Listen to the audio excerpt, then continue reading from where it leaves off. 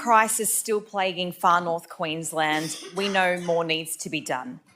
That's why we are continuing to expand our Making Queensland Safer laws, and I welcome the announcement today to expand this to cover 33 crimes, which is another step in addressing Labor's youth crime crisis. Another step is we also need to extend the trial period for electronic monitoring systems. That is why I rise today in support of the Youth Justice Monitoring Amendment Bill 2025. Labor's inaction with youth crime is evident across the state, no more so than in Far North Queensland. Let's look at the numbers.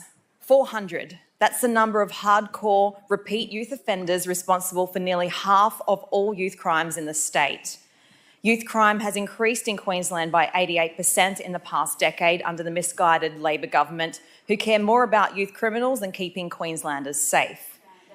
Far North Queensland is one of the hardest hit areas, with 78 repeat youth offenders residing in Far North Queensland. That's 1 in 5 youth offenders residing in Far North Queensland. According to Queensland Police Service data released last November, the Far North was officially named the state's youth crime capital. Youth reoffending remains a significant challenge in our region. However, thanks to our government's targeted initiatives like the Flying Squad, it has contributed to a 7.2% reduction in serious assault offences and a 52.2% reduction in grievous bodily harm reported offences. The reality is that youth reoffending remains a significant challenge for our region. One would think, with the stats showing how bad the crime is in Far North Queensland, that the trialling of these monitoring systems would have been a really big priority for the prior Labor government.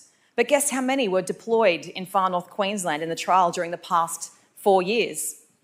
2. 0. A big fat donut 0.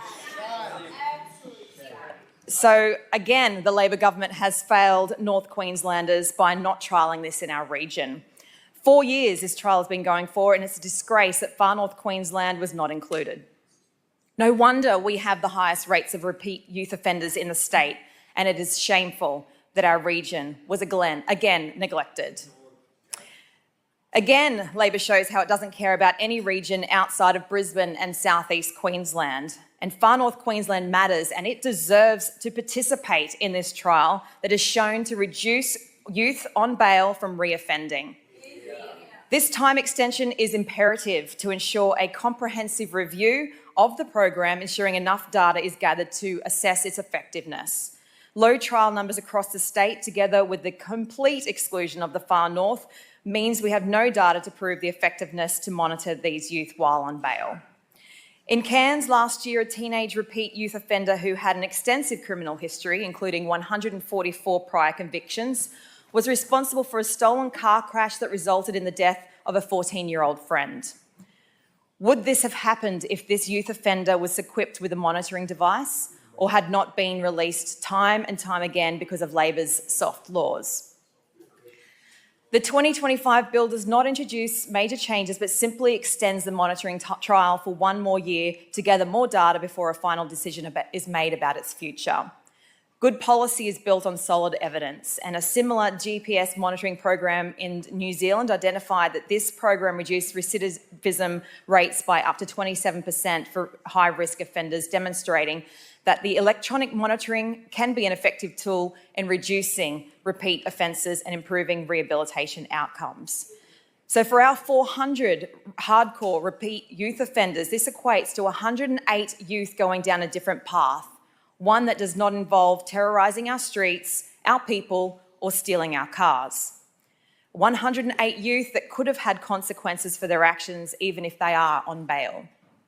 Of course, there will always be the loud minority that are against it, but the silent majority need to step up and be heard, because we know a slap on the wrist is simply not enough for these youth. Further action must be taken to make our community safer. Our detention centres are close to capacity, with about 70% of detainees held on remand, and we've just opened a new 76-bed youth remand centre at Wakol, which has additional facilities planned. However, this will take time. The time extension for this trial will enable the government to properly evaluate electronic monitoring systems' effectiveness, particularly prioritising and protecting our citizens But most importantly, the extension of this bill will enable Far North Queensland to be a part of this trial. Monitoring these repeat youth offenders is one part of the puzzle. Keeping them accountable while they're on bail conditions and tracking them is another step in the right direction to stop the cycle of reoffending. Real-time tracking to better support our law enforcement is welcomed by our busy police, who waste hours trying to find these youth criminals who breach their bail. We need a system that allows our police to do their job. We need real data, real evidence, and real studies that supports the use of electronic monitoring systems.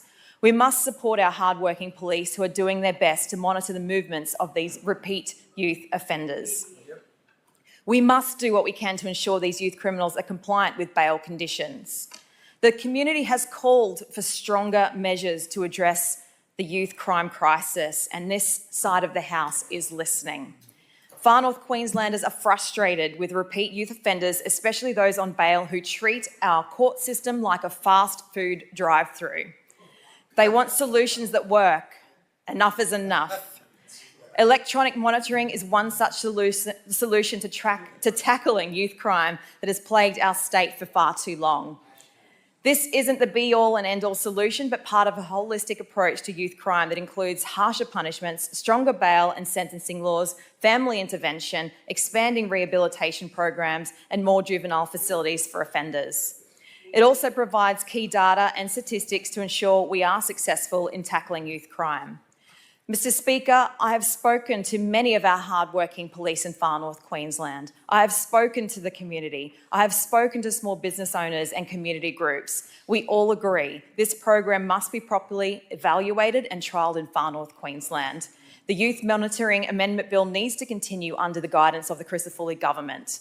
So I support the extension of the Youth Justice Monitoring Devices Amendment Bill for 2025, and I look forward to Cairns finally being a part of the trial, because we must continue taking action to protect our communities and support rehabilitation efforts.